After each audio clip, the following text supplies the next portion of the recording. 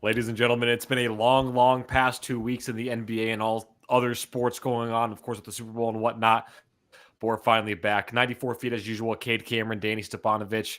Danny, I'll admit I've watched the past few shows that we've done, and I feel like I haven't come out with that much energy. So I'm trying to change that right now, trying to be a little bit more energetic on the show. But as usual, gotta ask how you're doing, Danny. How's life been for you recently? Going pretty good, Kate. I'm glad you brought the energy tonight. I just woke up from a nap. I slept through the All-Star game. It's one of those nights, but excited to be here, excited to be back. We missed the show last week, Kate, and a lot went down, but it's all good. It's gonna be a good show. Oh yeah, 100%. No, I feel the same thing. I mean, I took a nap right before we hopped on and missed the All-Star game. But hey, big turnout by Jason Tatum in the All-Star game, 55 points, a new record. We'll get into that a little bit later. Obviously, I mean, as the title says, we're going to be doing our mid-season power rankings, something that we do.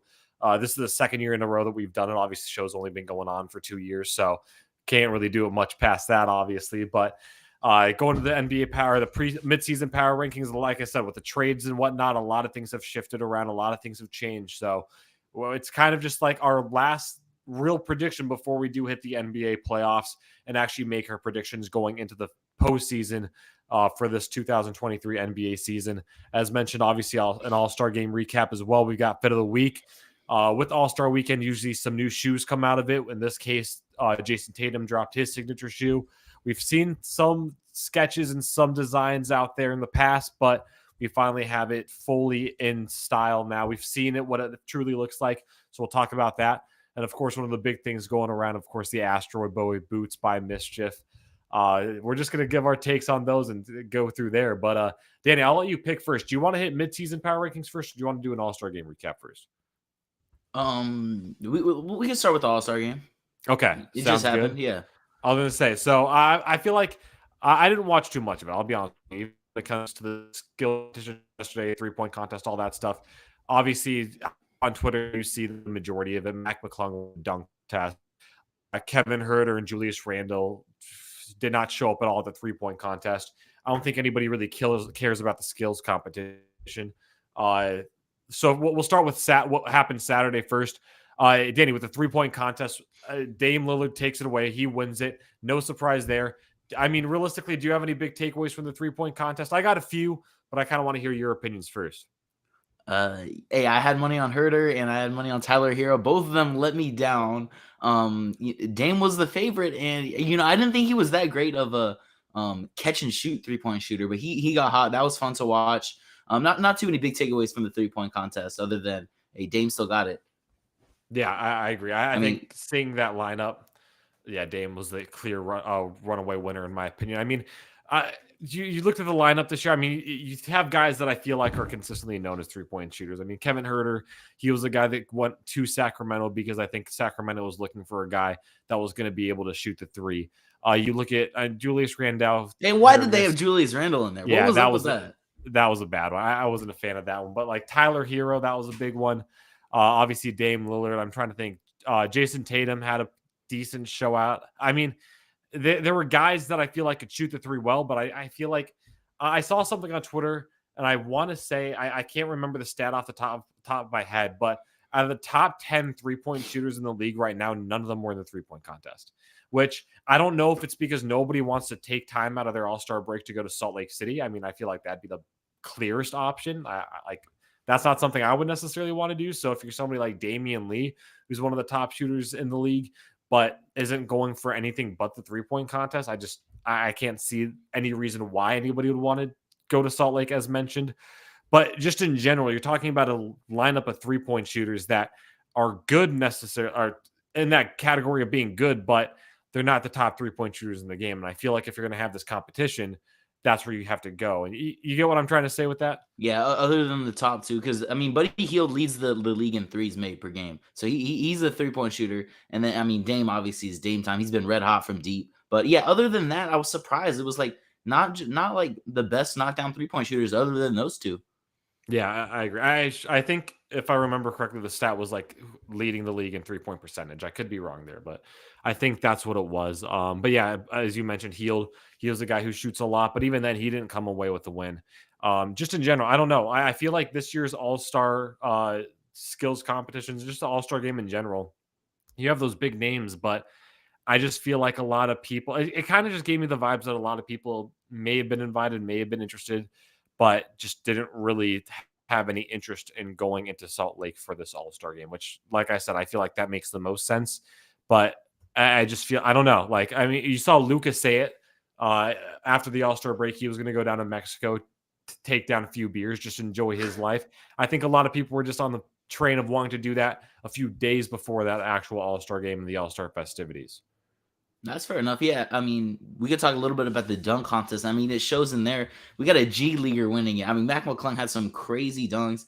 I think 4 for 4. He didn't miss the dunk. I mean, he put on a show. I don't know if you saw it, but I was pretty invested on Saturday. But it's like terrible performances from the Sims guy. I don't know why he was in there, but Trey Murphy had a couple good dunks. Mac, and who was the fourth person in the dunk contest? Kid, do you remember? I don't remember off the top of my head. Let me look. It But was yeah, it was no, it was just weird. other than Mac, it was fun to watch, but it's like, come on, Mac McClung. I mean, he's a G leaguer, like I said. I mean, it's not a unique take, but I want to see the stars in the dunk contest.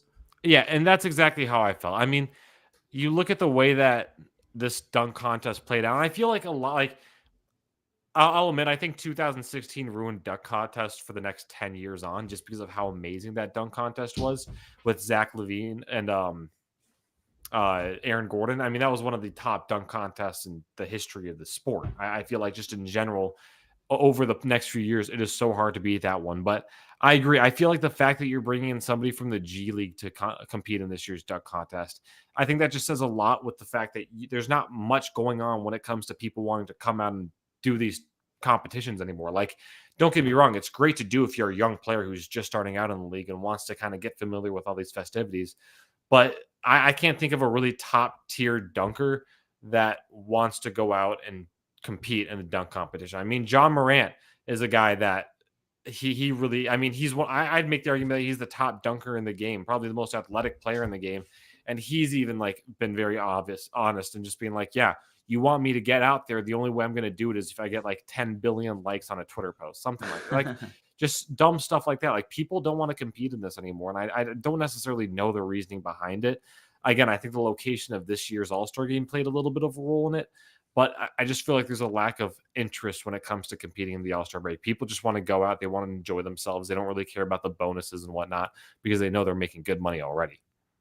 It kind of sucks to see. I mean, tuning into, I mostly just watched the 3-point contest and the dunk contest. I thought it seemed fun, but like I said, I'd like to see stars get out there. Anything else you got on this, kid?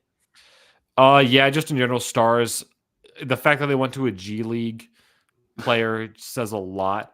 Yeah, so that Trey Murphy, Jericho Sims, Kenyon Martin Jr., Oh and then yeah, Mac Kenyon. McClung, which again, those are three guys where Trey Murphy is the only name I know, and the only reason I really know him is because as a Suns fan, I watched him play in the playoffs last year for the Pelicans. I mean, that's it. And obviously Mac McClung because everybody remembers him from his high school mixtape, and that was about it.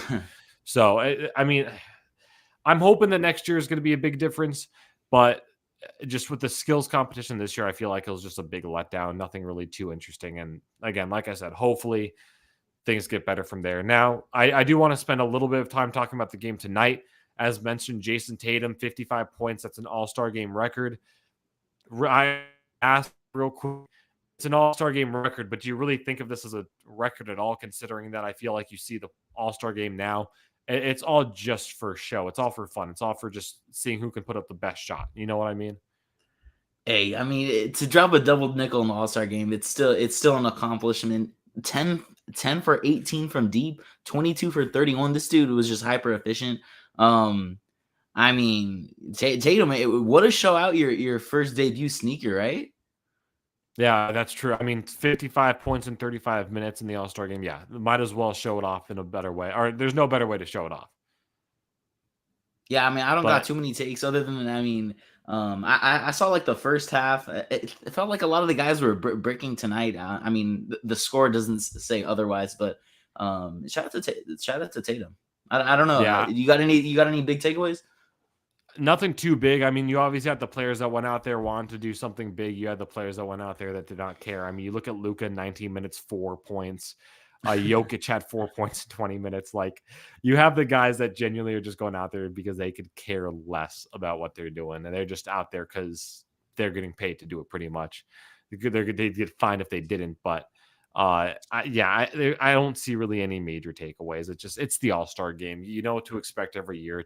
Top players in the league go out there, they shoot some hoops, they play street ball, and then after scoring almost 200 points in a game, just call it a day. Then they head off their ways to enjoy the rest of their break. It's nothing serious. I mean, you can make the argument with every All-Star game, but that's it. Like, I'm actually sold on saying that I think the baseball All-Star game is the only All-Star game that's actually worth tuning in for. Other than that, I mean, just hop on Twitter, check out what they've got.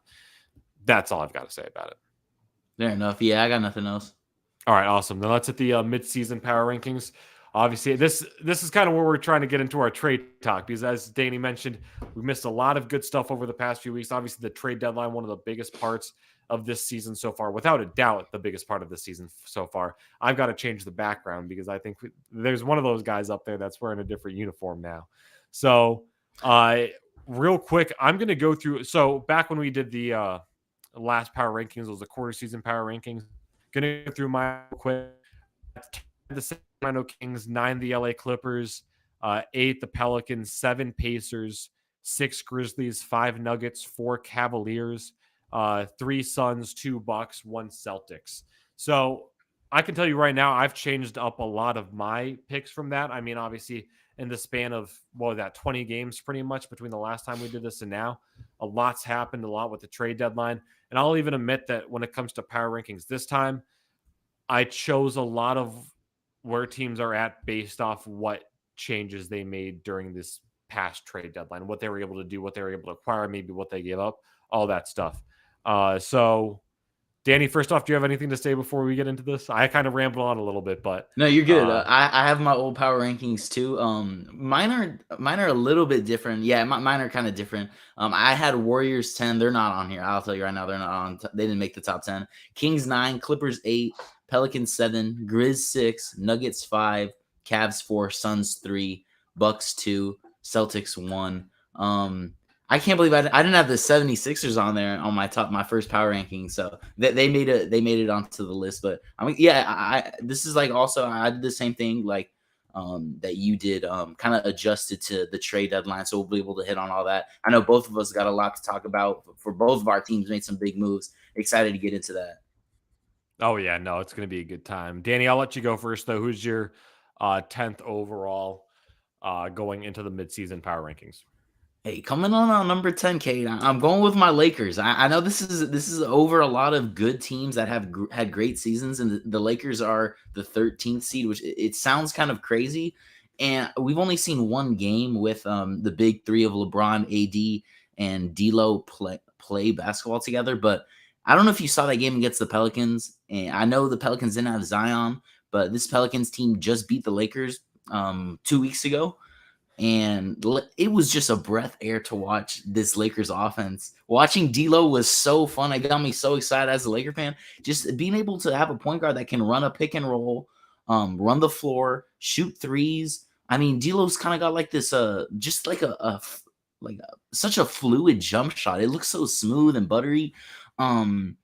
Just this addition by subtraction with Westbrook, it flips the entire team, the moral. I mean, Westbrook, only 28 minutes per game, still 6th in the league in turnovers, worst 3-point shooter in the league, terrible handles for probably the worst handles in the league, one of the worst time all clutch players. I could keep going on. And, now they can get Malik Beasley and Vanderbilt, solid wings that can switch anything. Lakers had no wing defenders, really. They had Austin Rivers, who's okay. He plays hard. But, now you got Malik Beasley, career 38% three-point shooter. He can hit 3 threes a game. Vanderbilt, Brandon Ingram said he's the best defender who's ever guarded Brandon Ingram in the league. That's probably a hot take. But still, Vanderbilt, he can guard pretty much all positions. And then to pick up Mo Bamba for Patrick Beverley, man, Mo Bamba probably not going to play too much, not see too much playing time, but 3 blocks off the bench in the first game back. You can tell that their defensive presence around the rim, it's back with AD and Mo Bamba. I just like where this team's going, and this looks like a, a playoff team, especially I know that they're still 6 games back from I think the 8th seed. I don't have it pulled up, something like that. So they're gonna have to win some games, but if they can sneak in, I really like them. Going deep in the playoffs. I can't disagree too much, mainly first off, because a lot of the teams I have on my power rankings are teams that I think are going to make big jumps after the trade deadline. I don't have the Lakers on there, but I think looking at this team now, you look at the starting lineup. I mean, this is a completely revamped Lakers team, but this is happening midway through the season. These are, I feel like, it would be moves that you'd see during an off season for a team, not midway through the season, sitting at 13th in the West. I like the moves they made. I think they're definitely going to be a big addition to this team. I'm willing to say that I think the Lakers are going to be a playoff team by the end of the year. I think whether that's play in or actual playoff team, I think there's a good chance they're going to be there. It's just going to be interesting to see by the time the playoffs do come around, how far they get, how much of a true threat they're going to be. Obviously, LeBron James, Anthony Davis, big time players. You've seen what they could do in the playoffs before. I don't know how much of a threat I really see them as this year, but still, I can't disagree with that at 10. For me at 10, I'm going a little bit of a different route. I will admit, I think this is a little bit of a surprise, but this is a team that's really moved up in the right direction over the past few months. They're currently sitting at 6 in the East. I got to go the New York Knicks. A little bit different. I think putting them in the top 10 is a little bit of a strange dynamic, but I think looking at where they're at in the East, they went out, they got players. They got Josh Hart, Jalen Brunson's former college teammate. That was a big move by them. Like I said, they're sitting at 6th. I could see Brooklyn falling lower. Cleveland is one of those teams where they're doing good, but as of now, I mean, I can't see them dropping too much. So by the time the playoffs come around, if the Knicks continue to play the way they have been, you could see them as a 5th overall seed coming out of the East. Now, of course, we saw this back in 2021. They were the 4 seed, lost in the first round to the Hawks. Can't say that I can see this team going far in the playoffs, but the fact that they've moved up to 6th in the rankings over the course of these past 2 months, and they're actually looking like a possible threat to not just play in the play-in, but actually be in the playoffs this year, especially with the addition of Josh Hart. I feel like it's important to add them there. They have the momentum going for them. Putting them at 10, I think this could obviously switch around a lot, but seeing where the East is now and the kind of lopsided East that we see with so many strong teams up at the top, and then after 4 in the standings, it kind of falls off from there. I like this Knicks team right now, and I think that Madison Square Garden is getting ready for a playoff takeover one more time for the first time since 2021.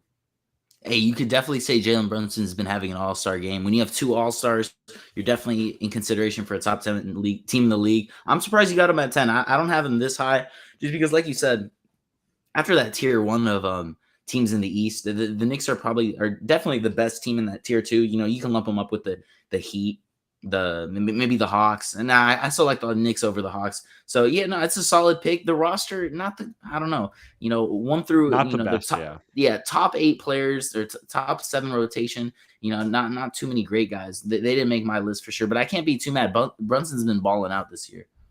Exactly, that's what I like about it. I mean, bench could use some work, but outside of that, I think in general, first round exit team, but a team that definitely makes the playoffs for sure. All right, hey, number 9 for me. I'm going with the Sacramento Kings. Their offense is just too good for me to leave them out. I do think they have been overachieving this year, and I could definitely see them falling in the standings by the end of the year as the Suns get better, the Clippers are going to get healthier, the Mavs are back in business, Lakers are getting better. Warriors, who knows? Maybe they'll start trying in the second half of the season. So I could definitely see the Kings falling to like the 6th through 8th seed. I would not be surprised come end of season, but I mean, they're 3rd in the West for a reason. They have 3rd most efficient offense in the league behind the Bucks and the Celtics. But it still comes down to their defense. They have some defensive players, but cohesive. They're always pushing the ball and chucking up shots. So they just, I don't know. I just don't trust them defensively. Only held other teams to under 100 points twice so far this season. That's crazy to me. So I got them at 9. Okay, I can't disagree with that. One of the things that you said about just the fact that there's other teams in the West that look like they're going to be able to make that push. That's part of the reason why I don't have them in my power rankings this time around. I had them during the quarter season rankings. this time can't put them in there for that exact reason. You look at the trade Wow. deadline, they got nothing going on for them at the trade deadline, and that was a team that I thought was definitely going to make a move. I know a lot of players don't really want to go to Sacramento, but the fact that they're playing well, you'd think they'd at least be a little more aggressive trying to get some players to make themselves an actual possible contender this season, especially sitting at the 3rd seed. And like I said, I think, or as you mentioned, with the way that some of these other teams in the West have played out this past trade deadline, I just think it's going to catch up to them. They're going to fall apart. Maybe not fall apart, but it's going to catch up to them. You see a lot more offense coming out of the West now, in my opinion, and I think they're going to still be a playoff team, but I think the Kings are definitely going to fall down. For my 9, I'll hop in real quick. I don't understand what's going on. They decided not to move Harrison Barnes and Rashawn Holmes, 2 guys I thought they could get. They could try and get better off those 2 guys. Those are 2 solid contracts they could move off of and solid players. Yeah, I'm surprised. So even though you got them off your top 10, I can't be too upset. Yeah, exactly. I just think that if they were a little bit more urgent at the trade deadline, different story. But as of now, they made no moves. That's kind of what I got to go off of. I think they're going to fall off over the course of the next 2 months. For my 9, this was a team I had in my power rankings last time, a little higher. I still like them, but in a similar situation, they really go out and really anything big done. And I think that's going to end up hurting them in the long term. I've got the Cleveland Cavaliers. Still a really good team. I mean, yeah, I have them low. I know. You look at Donovan Mitchell. He's a fantastic player. If I saw correctly, I think he put up 40 points tonight in the All-Star game. Again, a very, very solid team. I like this team. Looking at the rest of the league, though, the fact that, again, they were not big buyers at the trade deadline, I feel like that's kind of my apologies. That's a bit of a tough look on them. And then just to add to that, again, we're talking the East, a very lopsided East where there's so much just strong teams at the very top 3-4 positions. I don't know. I like the Cavaliers. I just feel like that there were teams that made bigger moves than them and that are actually going to go out there and play a better second half of basketball than them. And that's why I have them at 9. Man, that seems a little bit too low. I understand, but I'll get into why I got them higher than that. I don't even have them too much higher, honestly. It sounds weird seeing them hearing them at the 9 spot, I guess. But yeah, and that's the thing. Like, if we're talking having this conversation right before the trade deadline, I might have them at 5 or 4. Like, they're up there, But as of now, it just seeing that they did nothing at the line, and again, a very similar situation that the Kings are in, where they can do something. They have the potential to really make a run at this year's postseason, but they're playing the long game. They're waiting it out. That's why I had them drop as far as they did. That's all. Okay. Number 8 for me. I'm going with the Dallas Mavericks. We were able to talk about the Kyrie trade 2 shows ago. And I said I wouldn't be surprised if this Mavs team makes a run to the finals, honestly, coming out of the West. Just because Luka is that good. But when I'm doing power rankings, I really don't love this roster other than Kyrie and Luka. I don't know where you're on them, but weak bench. They have no rim protection with Christian or what's the name? Christian Wood and Dwight Powell. Dwight Powell, I mean, this dude is probably unplayable in the playoffs. Dead last in rebounds per game. Teams are running layup lines on them. I know Luka carried a mediocre roster last year to the conference finals, but I don't know if this team's that much better, even with Kyrie. Kyrie dropped 26 points in a loss in the fourth quarter versus the Timberwolves. The keyword loss. They still lost. 2 and 3 since the Kyrie trade. I know they still got some things to work out. I like Tim Hardaway, but I got them sitting at 8. I just like other rosters better. Okay, yeah, I can't. I mean, they're definitely a top 10 team. I had them a little bit higher, in my opinion. I can't go wrong with that, though. I think the addition of Kyrie isn't necessarily enough to really carry them through a deep postseason run. I think that if they might get lucky and lined up with teams in the postseason that actually works out in their favor, but I could see where you're coming on with that. I think, again, a team that made the improvements to be obviously recognized in the top 10, but again, a little bit off.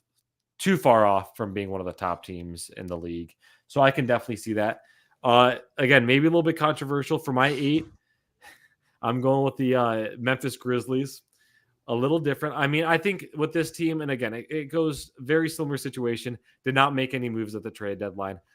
You look at and I think this is going to be a big theme, at least in my power rankings, just because you look at the way that the West just completely just rebuilt itself with this past trade deadline. I mean, every team added some significant player, some significant impact to their team. But there's just a few teams that weren't able to do it. The Grizzlies were one of those teams. They're a fantastic team. They're second in the West. There's a reason why they're second in the West. They have some of the top players. John Morant's a superstar without a doubt.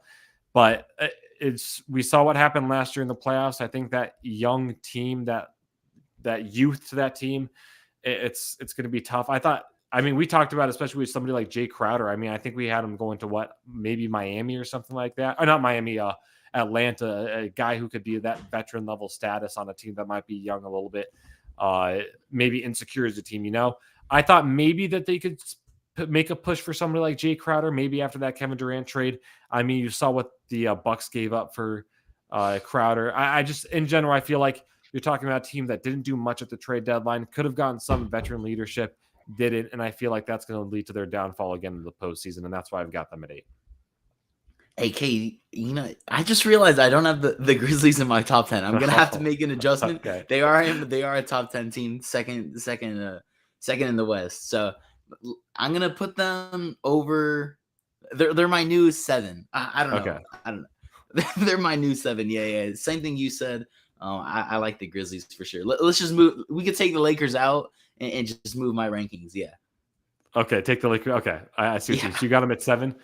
All right. Yeah. Do you want me to do my 7, or are you wanting to go for it? Go for it. Yeah. Okay. So for my 7, team that I feel like has gotten a little bit better. I'm not saying significantly better, but this is a team that, again, not really a massive, didn't make really any major moves at the deadline, but is a team that I think a lot of people saw or were expecting to do good, have an MVP caliber player on that team. I've got the 76ers. Again, it's hard to see this team really succeed the way they've played the past few postseasons, especially with the addition of James Harden. Harden really hasn't done much on that team. It's a Joel Embiid team no matter what. Joel Embiid's going to be the guy that really just capitalizes on the performance this team is able to go out there and build. At the same time, we've seen it one too many times. Good team. By the time we get to the postseason, it's not really going to make much difference. They could be the 1 seed. They could be the 8 seed. It doesn't matter. They're going to fall apart, whether it's in the first round, second round.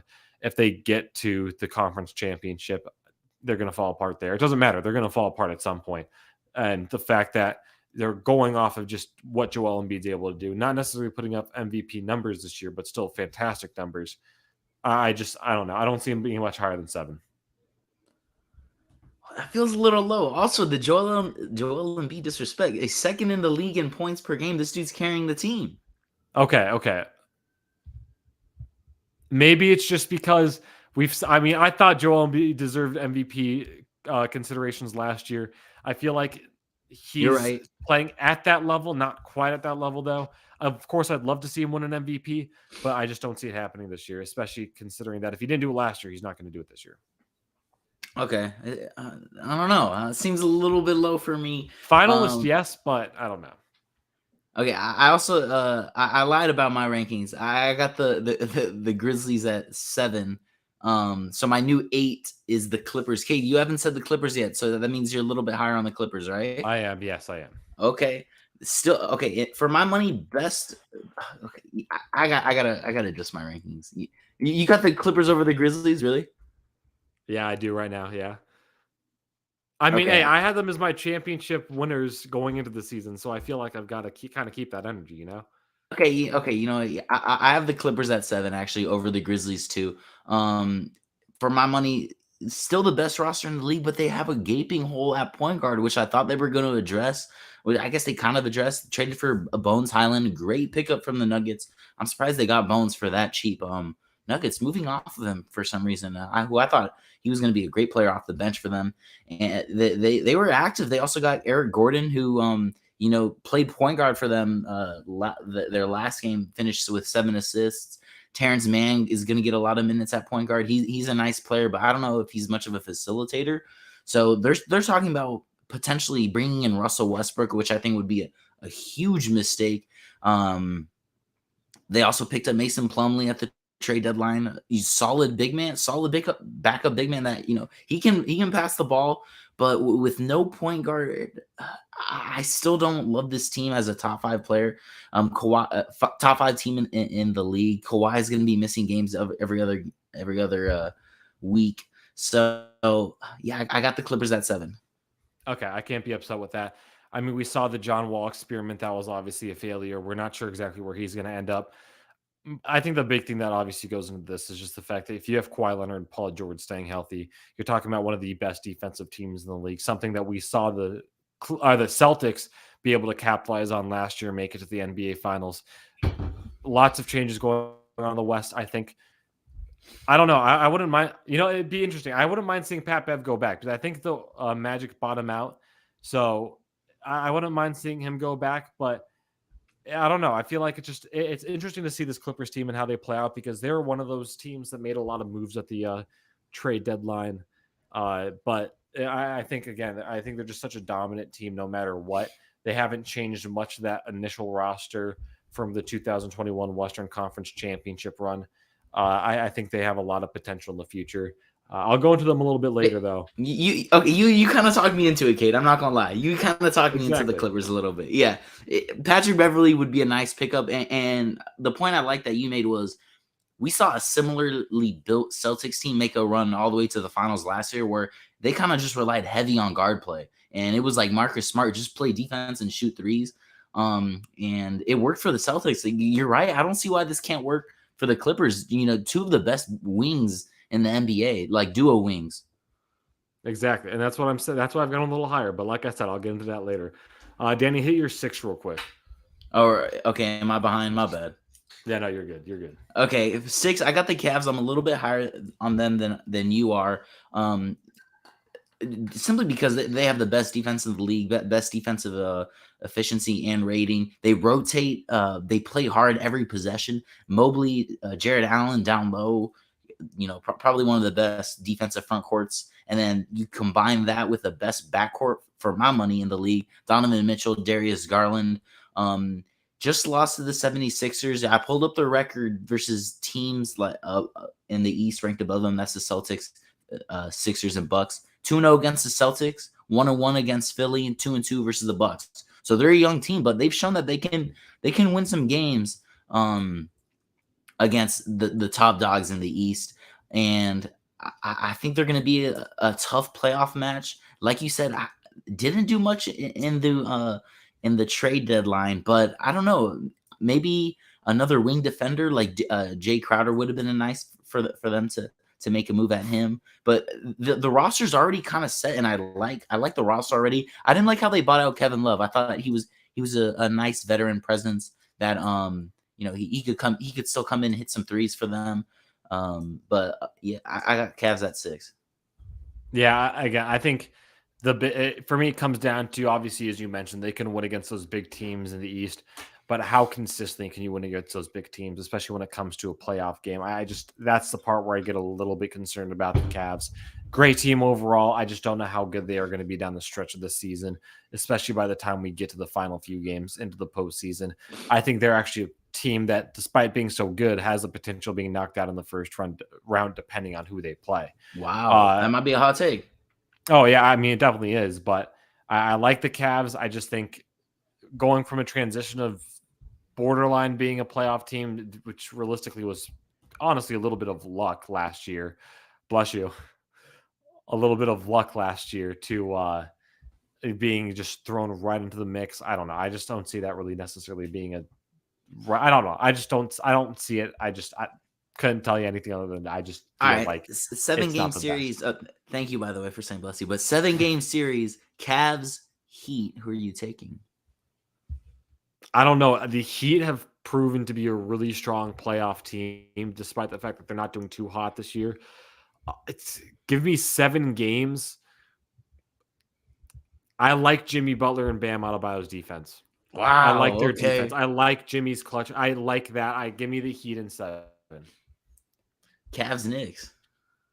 I'll take the Cavs in that one. I think Cavs in 6. Knicks might give them a little bit of an issue, but I think Cavs in 6 without a doubt. All right, I'm just trying to see where you're at.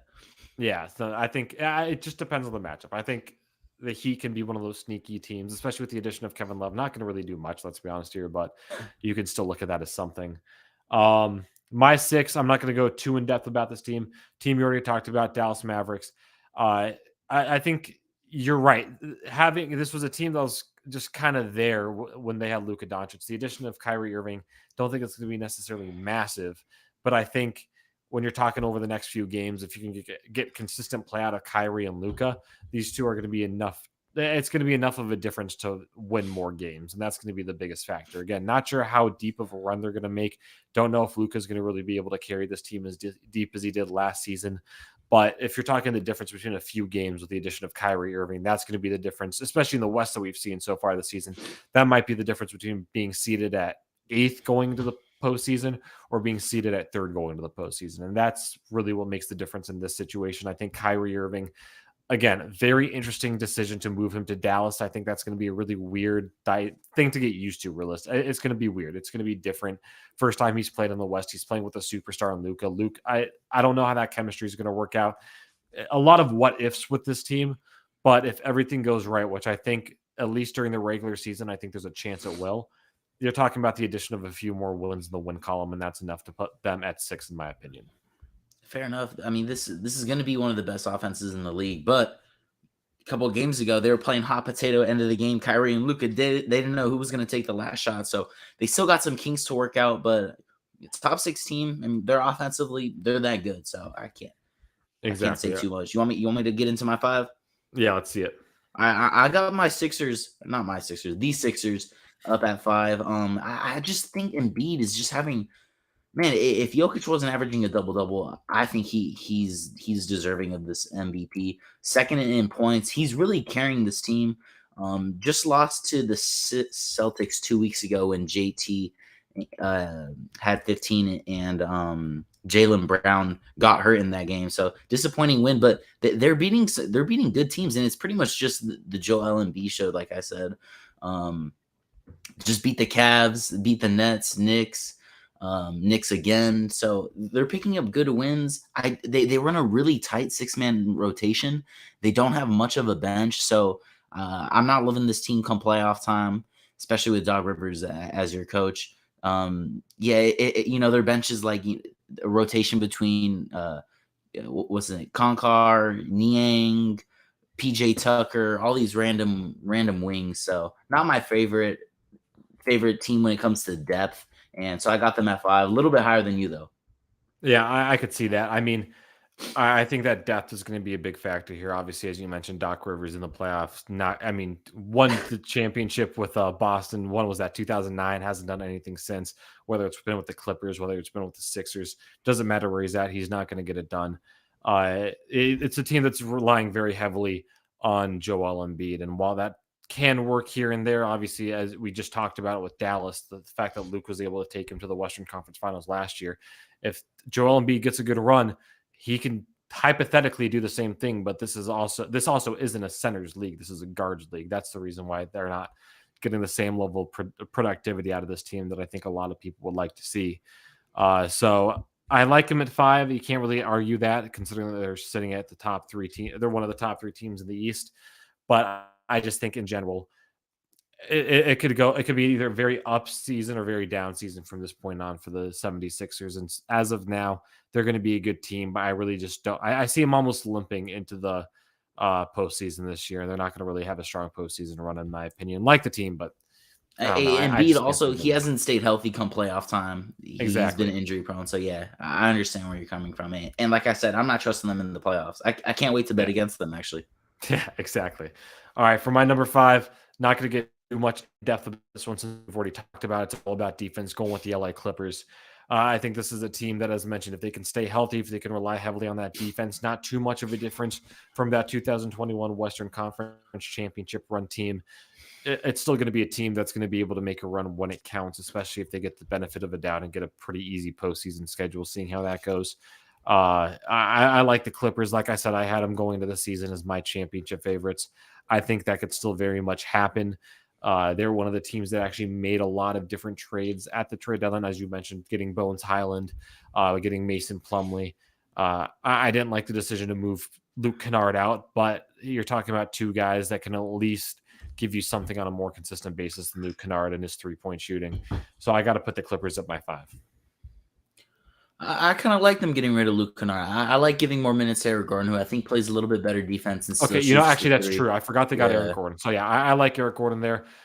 Shoot, talking about All-Star game, he was a 3-point contest winner, if I recall.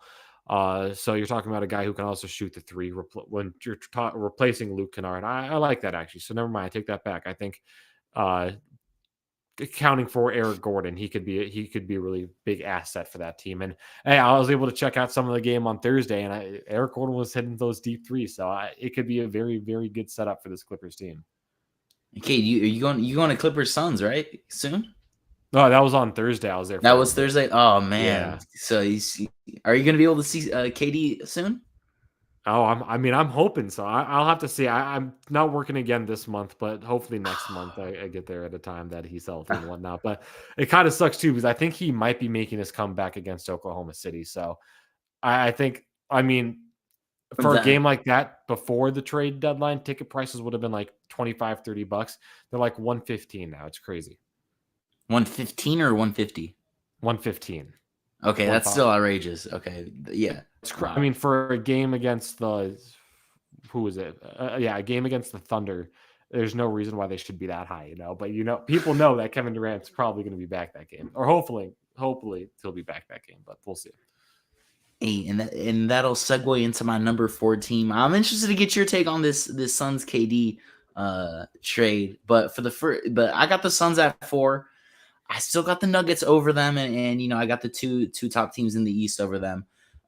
Just because I don't know if they have the best depth. They got rid of their 2 best wing defenders, Bridges and Cam Johnson, obviously. But hey, they got KD, and for the first time in his career, Cade, this is my biggest takeaway is that Devin Booker won't be the focal point of the defensive strategy. Like he won't be the guy the defenses are looking to lock up and contain. In that series versus the Mavs, CP and D Book combined for 7 turnovers a game. So, Mavericks game plan was just, blitz the guards, make it uncomfortable for D Book and CP. Now with KD, I think KD and D Book, I haven't seen them get too much hype, but I think they're the best duo in the league right now. Okay, D Book, for my money, top 10 player in the top 15 player in the league. I think I forgot where I had him on my top 50 list. I'm sure he was somewhere around that 10 range. You got KD, D Book, CP, who he hasn't been able to stay healthy this season too much, but if he's healthy in the playoffs, he doesn't have to do as much work now that he's got KD. And hopefully he'll be able to, maybe just pace himself out, stay healthy. They still got DA, who's, people like to clown on DA. I do too. I think deservingly so also, but he's been having a solid year right now. They also picked up Terrence Ross. I like him, off the bench. I wouldn't be surprised if, if they keep him, he's like a 6th man of the year. I think he's that good to come off the bench, give you 15 points per game. Yeah, I mean, Terrence Ross in his first game with the Suns put up 16 points in 25 minutes. Not too bad, honestly. I don't think this is a hot take at all. I think the Suns have the best starting 5 in the NBA right now. You're talking about 4 players that are at a all-star caliber level, and DeAndre Ayton, Chris Paul, Devin Booker, and Kevin Durant. I'll also say real quick, I think, Danny, from this point on, we're going to have the top 4 are going to be the exact same for us. But man, I was gonna say this Suns, that trade for Kevin Durant, you hate to see 2 fan favorites in Mikal Bridges and Cam Johnson go to the Nets, but it's hard to really hate that trade when you're getting somebody like Kevin Durant in the picture now. I mean, it's going to be an absolutely ridiculous starting lineup to see. I am a little bit nervous about how that depth is going to go with the bench now. I mean, you're adding Terrence Ross, Darius Baisley, TJ Warren's probably going to be there. Coming off the bench. Campaign, you got to hope he gets healthy. But you're relying on other guys like Jock Landale. I mean, you've Bismack Biyombo, who I think is a solid backup to DeAndre Ayton right now. We saw what happened last year during the semifinals against Dallas, where JaVale McGee really sat down behind Bismack consistently during that run. So it's weird because it's like I want to limit myself because I don't want to get myself too hyped about the Suns team and saying that we're going to win a championship this year or anything like that. I'm playing it very safe, but I absolutely love where the Suns team is at, and I have them at 4 as well. But it's going to be a team that I think by the time the postseason comes around, as long as you can get a healthy starting 5, it's going to be possibly one of the hardest teams to beat in the West, possibly one of the hardest teams to beat in the league. And somehow, the Suns find these random guys. We're talking about how it doesn't look like they have depth, but the Suns do such a great job of finding random guys that can produce. Josh Okogie, last 4 games. I mean, this dude's been on a tear. Josh Okogie, last 4 games, is averaging 21 points per game. We'll see if he's able to do something in the playoffs. That's what it's going to come down to. Can your role players step up in the playoffs, hit those big time shots? They're going to be trusting on Okogie. Who else? They got a Damian Lee, Torrey Craig. So not the best depth, but hey, for some reason, like I said, the Suns get these depth guys to work out. You talked about a campaign earlier who had a great finals run. Jay Crowder, who was key in that finals run as well. So we'll see. I mean, top four team easily, right? Yeah, 100%. I think Torrey Craig, you look at him on the defensive side, he's going to be a good asset to have. I mean, he was playing good defense throughout that 2021 postseason. Okogie, as you mentioned, he's going to be a good role player. Damian Lee, one of the top 3-point shooters in the game right now, he's going to be a big asset for this team. Obviously, again, maybe not the best depth, but at least we're working with something off that bench, so I can't be too upset about that.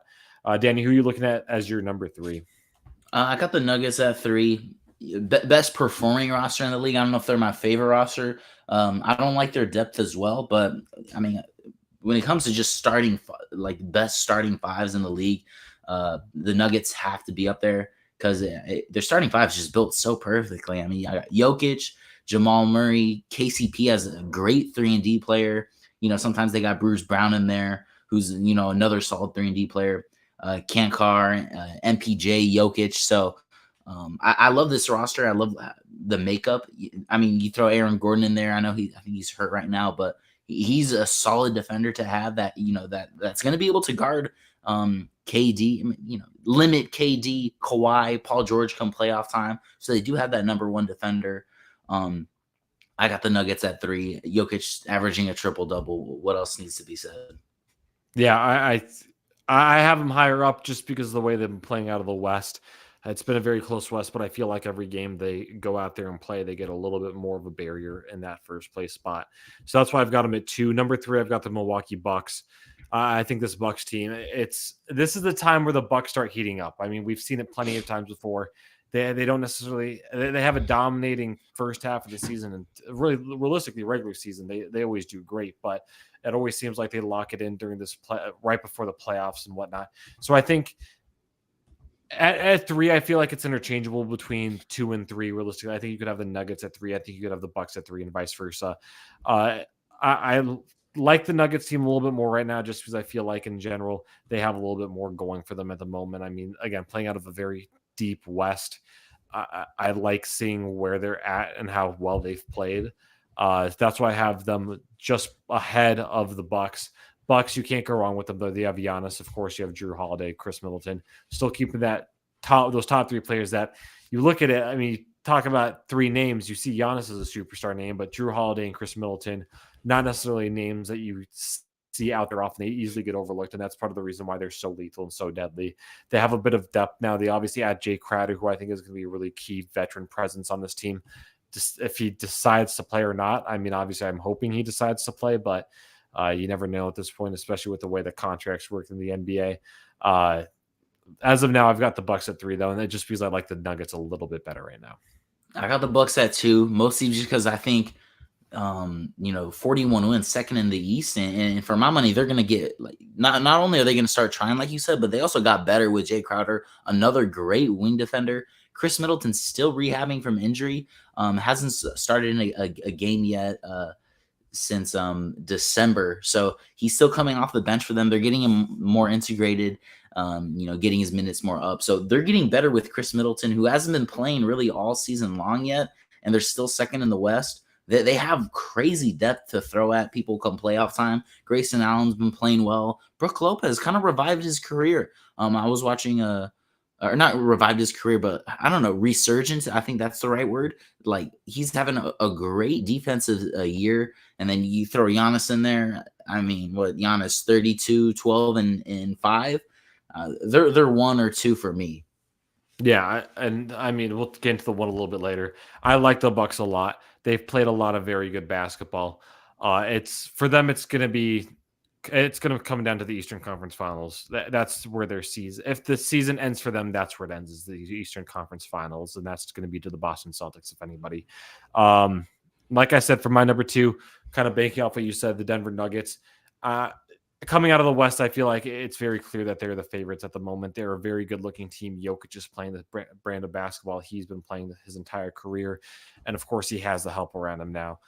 I just like this Nuggets team. I feel like there's not really much to really say about it. You've gotten to a lot of depth about it.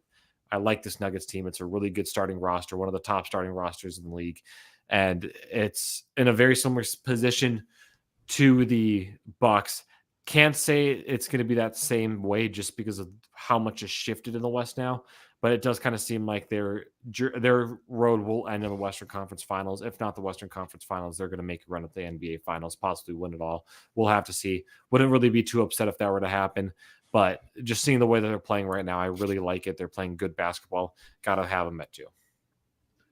Number 1 for me, Kate. I don't got too much written down. We both got the Celtics at number 1. Do we both have them at number 1 a couple months ago? Also, I did, yeah. Yeah, so did I. So I mean, they haven't moved at all.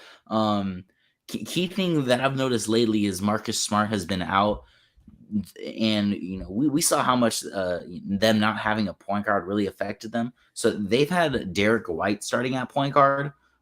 For 3 out of his last 4 games, double-digit assists. Derek White. I didn't know he could run an offense like this. He's shown that he's able to take point guard duties. A couple of years ago, he averaged like 5 assists per game for the Spurs.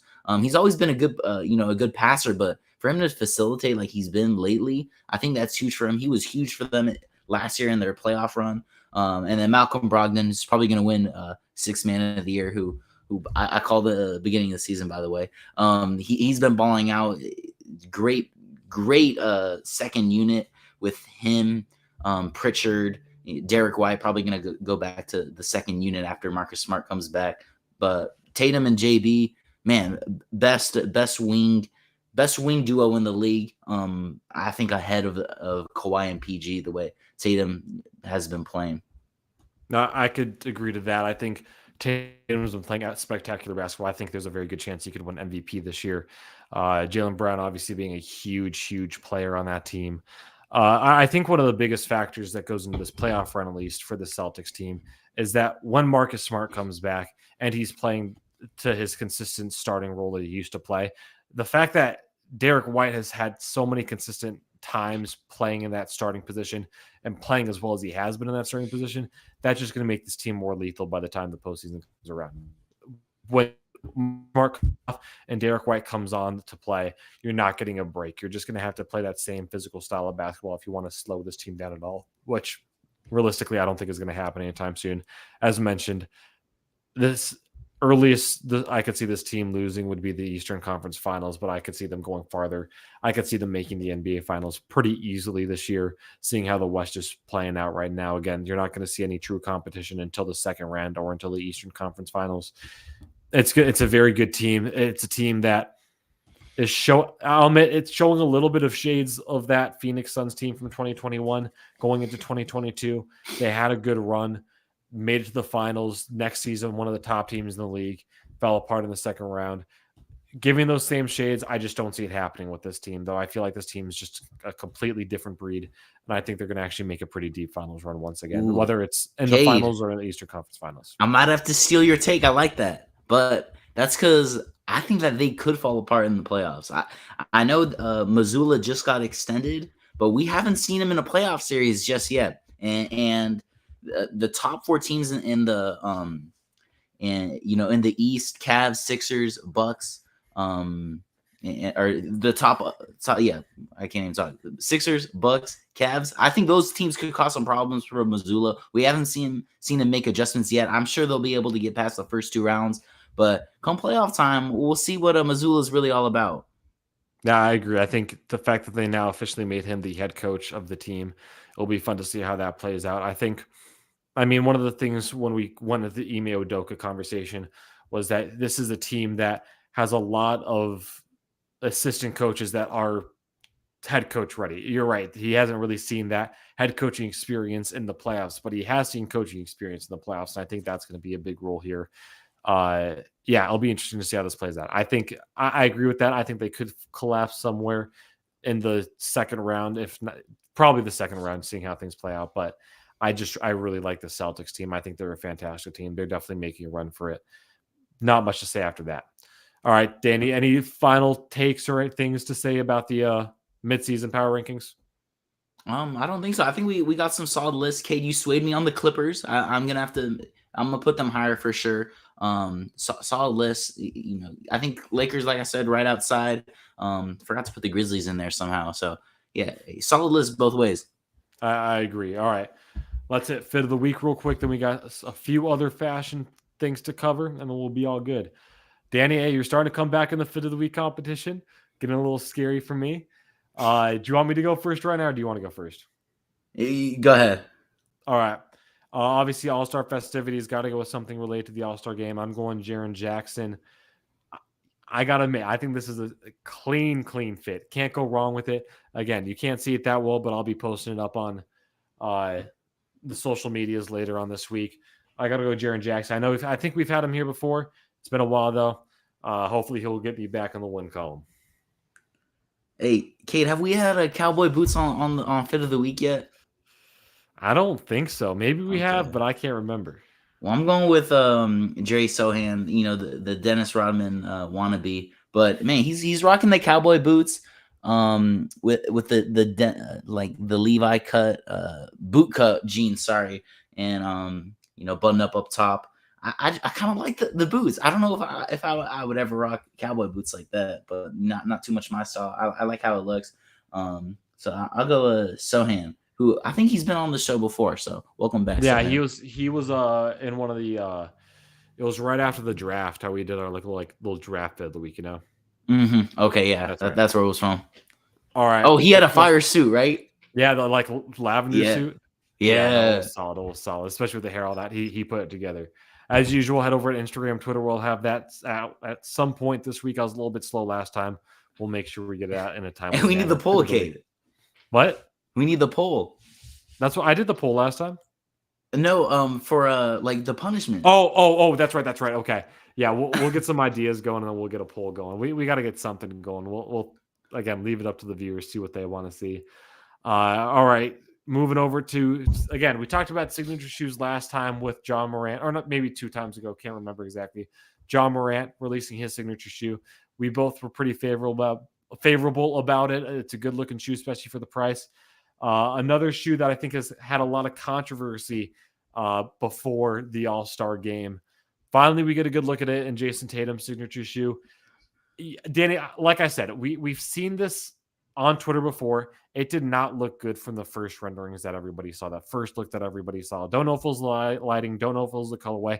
Looked like something you'd see out of the Big Three or whatever it was called, the Walmart brand, But looking at it now, seeing how it's changed up a lot, maybe, again, like I said, maybe colorway, maybe lighting, I don't know. On court, though, looks significantly better, something that I think is more consistent with what Jordan would be putting out. What are your takes from that?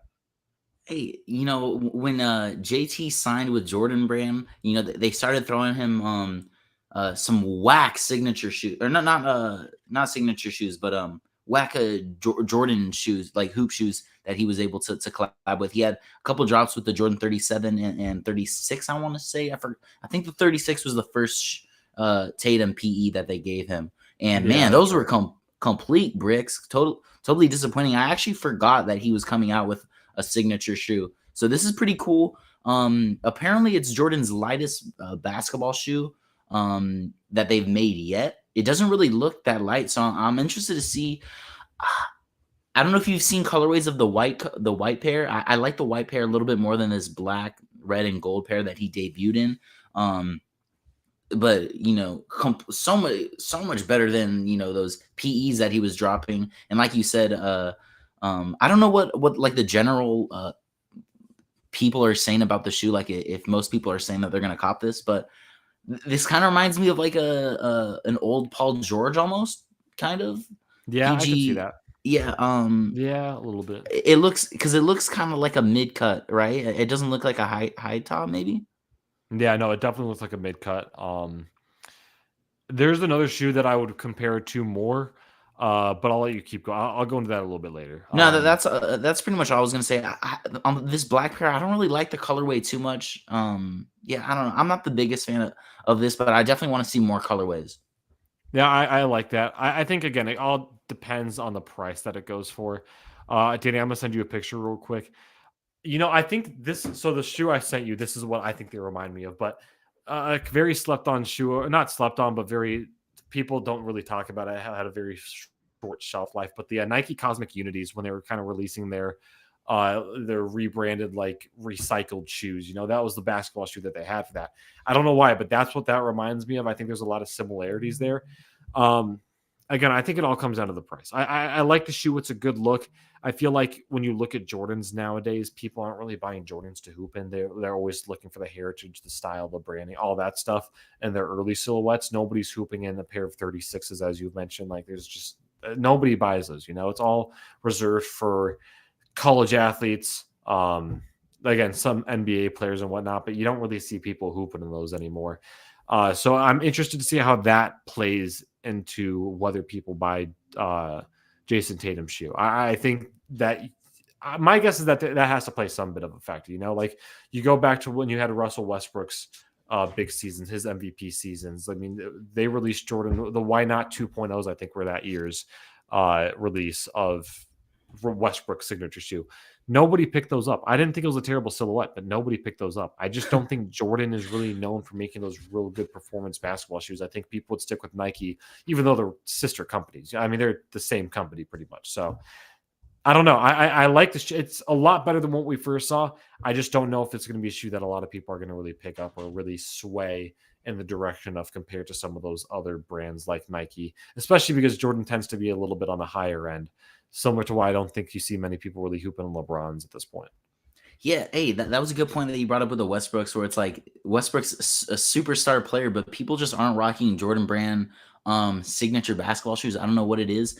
The shoe when Tatum like pulled up in the All-Star game with that pink the pink shoe that he was wearing. The I was peach, hoping yeah. those I was hoping those were gonna get released, but the Zoo colorways is being released in April. Retail at 120K. Do you think that's you were talking That's about? a lot. Okay, that's a lot more reasonable than what we've seen Jordan drop in the past. 120s, that's there. That's doable. That's something that I don't know how many people would be willing to buy that, especially considering that you look at some of the other shoes going for 120 that are dropping with companies like Nike, where I want to say the Jaw one is going to be a pretty cheap shoe as well, right around that price range. And I think a lot more people would be inclined to buy that uh, shoe, the Jaw one, rather than buying the Jason Tatum signature shoe that he has.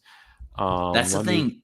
He's going to be competing with Jaw. yeah, and That's it's going to be tough to do. also on top of that too. From what it sounds like, they're releasing it for $110, so $10 cheaper. I think it's silhouette in a shoe that I think a lot more people would be willing to buy and more inclined to buy. I think if you're putting these two newest signature sneakers head to head, I've got to give it to the Jaw one. I think that's going to be a better silhouette and a better look, a more bought shoe, cheaper shoe, a lot better. I will say this. I do think. Oh, actually, I was going to ask you. Okay, Zion ones or Tatum ones? Who had the better? Who does Jordan Brand have right now as a better signature shoe? I think Tatum. You I go think Tatum over the Z's. I mean, the Zion ones. I think they pulled the trigger a little bit too early on that one, seeing that Zion Williamson really hasn't had any spectacular NBA career. Not enough You hype obviously around them. Yeah. exactly. You want to have that. You want to have that player hyped up as much as you can right when you drop that shoe. I mean, look at Tatum right now. He's playing at an MVP level. There's a reason why they're dropping this now. It's because he has that potential to really sell shoes at this point. That's not the case with the Zion one. Not a terrible silhouette. Also, the one thing I like about the Jason Tatum's signature shoe, it looks a little bit more breathable. Something that I feel like plays a pretty big role in that. I feel like the Zion ones, it looked like it was meant to keep all the sweat in possible, but these look a little bit more breathable. So that's one thing that I also like about that. And if they're lighter too, that's a massive help as well.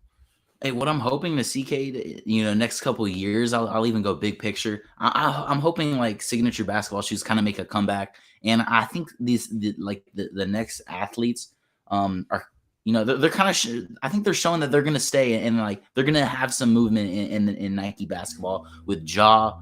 I'm excited to keep getting LaMelo shoes. Like I think those are gonna be my next cop. The Mellow ones for when it comes to basketball signature. So I think we're in good hands when it comes to basketball shoes. I know KD's, I know Kyrie's and Kobe's have been killing the game when it comes to Nike basketball, but I like where we're going, honestly. I'll this might be a hot take. I don't know how much of a hot take. Seeing that Kyrie now no longer sponsors Kyrie in any way, not making a shoe anymore.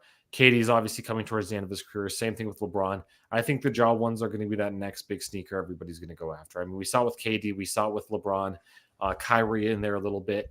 I think Ja's going to be the front runner in that next generation of big-time signature sneakers. I mean, we just did our rankings for best signature sneakers, and they haven't even came out yet, and the Ja ones were both on our list. Exactly. They're just a good-looking shoe. I mean, yeah. You could see it takes away from certain silhouettes. Like you see Kobe's silhouette in there. You see a little bit of the LeBron 20 in there. Like all these different silhouettes putting into one. It's a good-looking shoe. That's all I've got to say. Fair enough. You want to get into the next fashion news? All right. We just got to talk about this real quick. Obviously, making its runs on social media. We got to talk about the Astro Boy boots. We'll keep this one pretty short, especially because it's getting late already. But real quick, Danny, I got to get your takes on this one. From what I've seen on TikTok and like some other things like Instagram, there are ways to style this boot.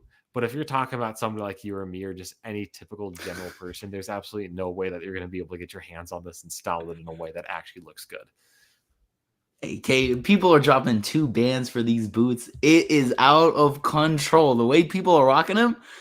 I like how Shea rocked them with the baggy jeans that when they first went viral. But now people are rocking them like with shorts, tucking the pants inside the boots. I can't stand that look. Yeah. Am I going crazy, or like are these can so easily be like one of the ugliest shoes? But at the same time, if pulled off correctly, man, like this is pretty cool, pretty unique. So that's where I'm at, where it's like, man, please, like I just don't want to see these whack, outrageous outfits. No, I feel that. I think again, like you said, you can put together a good fit with them if you got the resources for it. But this is a thing with Mischief, I mean, they've done this plenty of times before. They're like, I mean, I feel like you've probably seen these on TikTok, the like little like trading card sets they put out, but it comes with like people's IDs, like COVID cards, gift cards, like random shops. Like they do stuff like that. They've done shoes in the past. Like they've done it's like a jawbreaker shoe where it's like the more you beat them up, the more layers come off of it, and it looks all like rugged. Cool, like they have really cool designs, really cool looks. So I mean, it's no surprise that Mischief did something like this. But again, a lot of the things with Mischief, and you can make the argument for almost everything that they put out, it's not meant to be a fashion.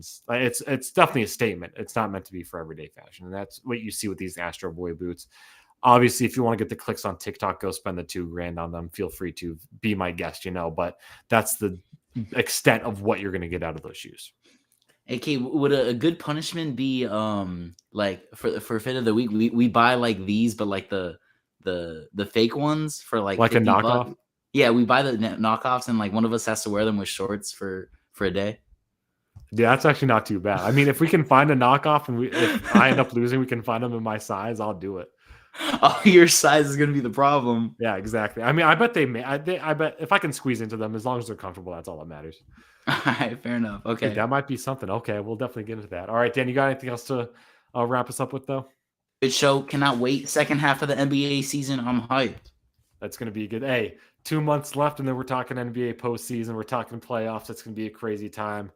Once again, ladies ladies and gentlemen, we thank you so much for joining. Again, it is a late Sunday night, but it's going to be a great week as well. We'll get fit of the week out there. We'll probably put some graphic out there for the power rankings as well, just so you can kind of look through, see what you guys agree with, see what you guys disagree with, and whatnot. But once again, thank you guys so much for joining us tonight. Have a fantastic rest of your week. We'll see you next Sunday.